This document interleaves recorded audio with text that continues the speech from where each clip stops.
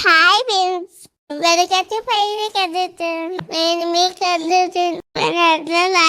నేర్చుకున్నామా దాచండి, mic తీయండి, తీయండి, తట్టకాయ తెచ్చుకోండి. 20వ సర్గలో దశరథుడు విశ్వామిత్రుని వెంట శ్రీరాముని పంపుటకు తన ఆసక్తతను ప్రకటించటం గురించి ఉంటుంది. అంటే ఇంక నేను పంపను అని చెప్తారనమాట.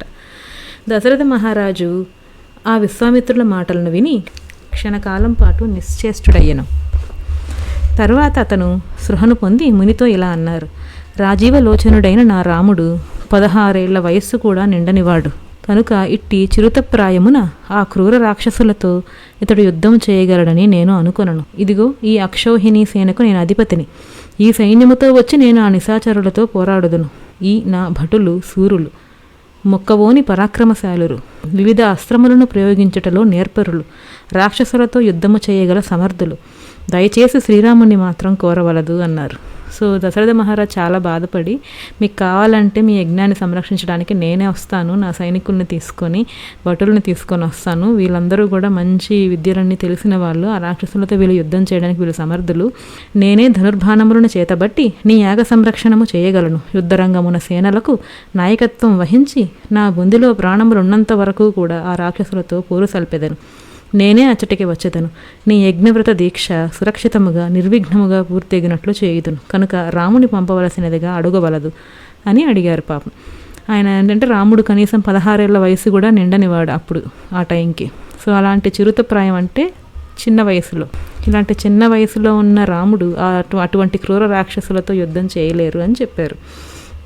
రాముడు పసివాడు, ఇంకా కూడా ధనుర్విద్యను పూర్తిగా నేర్వలేదు. శత్రువుల బలాబలాలను గుర్తింపజాలడు. అస్త్రములను ప్రయోగించట అంతగా తెలియదు. యుద్ధములలో ఆరితేరినవాడు కాదు. ఆ రాక్షసులందరూ కూడా కపట యుద్ధమును నిగ్గుతేలినవారు కనుక వారితో యుద్ధము చేయుటకు ఇతను చాలడు. ఓ మునీశ్వర, శ్రీరాముని సంగతి అట్లుండనివ్వుడు. రాముణ్ణి నడవాసి ఒక్క క్షణకాలమైనను నేను బ్రతకజాలను కనుక ఆ పసివానిని కోరవద్దు. రాముడికి ఇప్పుడు ధనుర్విద్య ఇంకా అతను పూర్తిగా నేర్చుకోలేడు, అంత పెద్ద యుద్ధాలు చేయలేరు. ఆ రాక్షసులేమో అన్ని యుద్ధాల్లో ఆరితేరిన వారు, అలాంటి వారితో రాముడు పోరాడి చేయాలి అంటే చాలా కష్టము. సరే రాముడి సంగతి అలా ఉంచండి, అసలు రాముడి నదులు నేను క్షణం కూడా నేను ఉండలేను ముందు, కాబట్టి ఆ పసిపిల్లవాడిని అడగకండి, నేను పంపించలేను అని చెప్తున్నారు. యజ్ఞవ్రతమును చేపట్టిన ఓ బ్రహ్మర్షి తప్పనిసరిగా రాముణ్ణి వెంట కొనతలిచిపోయినచో నేను కూడా చతురంగ బలములతో వచ్చేదను, అనుమతింపుడు. నాకు 60,000 సంవత్సరముల వయసు నిండిన పిమ్మట ఉపవాస దీక్ష యజ్ఞములను ఆచరించిన ఫలితముగా మా నోముల పంటగా ఈ రాముడు మాకు కలిగెను కనుక ఈ పసిబాలుని మీరు కోరవలదు. సరే ఇంకా రాముడిని పంపలేను, ఒకవేళ మీకు ఖచ్చితంగా రాముడినే పంపించాలి అంటే రాముడితో పాటు నేను కూడా వస్తాను, నా చతురంగ బలాలతో అందరినీ తీసుకొని వస్తాను. ఇంత వయసు అయిన తర్వాత మాకు పిల్లలు లేకపోతే పుత్రకామేష్టి యాగం, అశ్వమేధ యాగం అన్నీ చేసుకుంటే ఆ నోముల ఫలితంగా మాకు రాముడు కలిగాడు. ఇప్పుడు రాముడిని మీరు మళ్ళీ యుద్ధానికి పంపించండి, ఏ యజ్ఞాన్ని కాపాడడానికి పంపించండి అంటే ఆ పసిపిల్ల వాళ్ళని నేను పంపించలేను అని చెప్తున్నారు. ఆ 4 కుమారులలో రాముడంటే నాకు చాలా ప్రేమ, పైగా అతను జ్యేష్ఠుడు కనుక ధర్మాత్ముడైన రాముణ్ణి తీసుకొని వెళ్ళవలదు అని చెప్పారు. ఓ మునీశ్వర, ఆ రాక్షసులెవరు, వారి పరాక్రమము ఎట్టిది, వారు ఎవరి కుమారులు, వారి ఆకారములు ఎట్టివి, వారికి ఎవరి అండకలదు? ఓ బ్రహ్మర్షి, కపట యుద్ధంలో దిట్టలైన ఆ రాక్షసులను నేను కానీ నా సేనలు కానీ రాముడు కానీ ఎట్లు ఎదుర్కొనవలను? ఓ మహాత్మా, ఆ రాక్షసులు పరాక్రమం చేయి విర్రవీగుచున్నవారు కదా, ఆ దుష్టాత్ములను నేను ఎట్లు నిలపవలను? అంతైనూ నాకు విశదపరచుము అని అడిగారు. అసలు ఇంతకీ వాళ్ళు ఆ రాక్షసులు ఎవరు, వాళ్ళ బలాలేంటి, వాళ్ళని ఎలా ఎదుర్కోవాలో అవన్నీ చెప్పండి ముందు అన్నారు. దశరథుని వచనములు విని విశ్వామిత్రుడు ఇలా అన్నారు: రావణుడు అనే రాక్షసుడు పౌలస్య వంశమున జన్మించను. అతను మిక్కిలి బలవంతుడు, గొప్ప పరాక్రమశాలి. అతనికి పెక్కు రాక్షస బలములు కలవు. పైగా అతడు బ్రహ్మ నుండి అసాధారణ వరములను పొందాడు. అతను ఆ వరగర్వముచే ముల్లోకాలను బాధించుచున్నాడు. రాక్షసరాజైన ఆ రావణుడు విశ్రవసుడు అను ముని యొక్క పుత్రుడు, కుబేరుని సోదరుడు, మహావీరుడు అని ప్రతీతి. యజ్ఞమునకు విఘ్నములను కల్పించుట చిన్న పనిగా భావించి అతడు స్వయంగా పాల్గొనటలేదు. కానీ అతనిచే ప్రేరితులైన మారీచుడు, సుబాహువు అను మహాబలశాలురైన రాక్షసులు యజ్ఞమునకు విఘ్నములను కలిగించుచున్నారు అని చెప్పారు. అందుకే రావణాసురుడు ఉన్నారు కదా, ఆయన పంపిస్తే వచ్చిన రాక్షసులు వీళ్ళు. ఆయన గురించి మనం ఆల్రెడీ అంతకుముందు సర్గల్లో చూస్తున్నాం, దేవతలందరినీ బాధిస్తున్నాడు బ్రహ్మ నుండి వచ్చిన వరం వల్ల చూసుకొని విర్రవీగిపోతూ అని.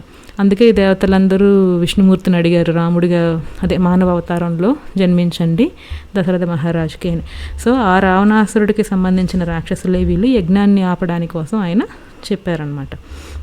విశ్వామిత్ర మహర్షి ఇలా అనుకుండగా దశరథుడు ఆ మునితో ఇలా అనను, రణరంగమున ఆ దుర్మార్గుణ్ణి ప్రతిఘటించి నిలుచుట నా వలన కాని పని.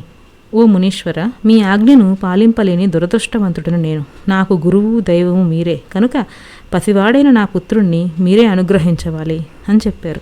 సో విశ్వామిత్రుడు గారు చెప్పిందంతా విని దశరథ మహారాజు, రణరంగంలో ఆ దుర్మార్గుణ్ణి ప్రతిఘటించి నేను నిలవలేను, కాబట్టి నేను మీరు చెప్పిన పని చేయలేకపోతున్నాను, క్షమించండి, పసివాడైన నా పుత్రుణ్ణి మీరే అనుగ్రహించండి అన్నారు.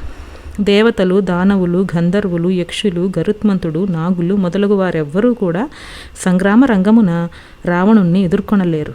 ఇంకా మానవుల విషయం చెప్పనేలా? ఆ రావణుడు రణభూమి యందు ప్రతివీరుల యొక్క బల పరాక్రమములను హరించివేయును. కావున ఓ మునిపుంగవ, నేను నా సైన్యములతో కూడి కానీ పుత్రసహితుడనైన కానీ అతని బలములను ఎదుర్కొనుటకు అశక్తుడను.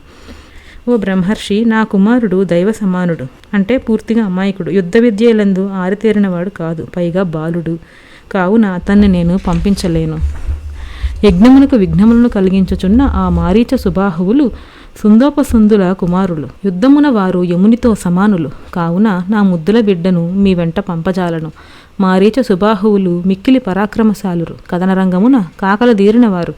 వారిలో ఒక్కనితో సైతం నా మిత్రుడితో కూడి అయినను నేను యుద్ధం చేయజాలను. వాళ్ళల్లో ఒక్కరినే నేను యుద్ధంలో ఎదుర్కోలేను. అలాంటిది ఆ ఇద్దరు రాక్షసుల్ని సంహరించడానికి పసివాడైన రాముడిని పంపమని అడుగుతున్నారు మీరు, నేను పంపించలేను అని చెప్తున్నారు.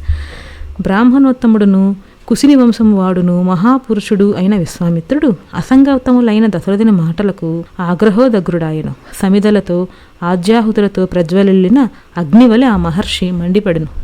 ఈ మాటలన్నీ విన్న తర్వాత విశ్వామిత్ర మహర్షికి చాలా కోపం వచ్చేసిందంట, పంపించను అంటున్నారు కదా అని. సో ఇంతటితో 20వ సర్గ అయిపోయింది.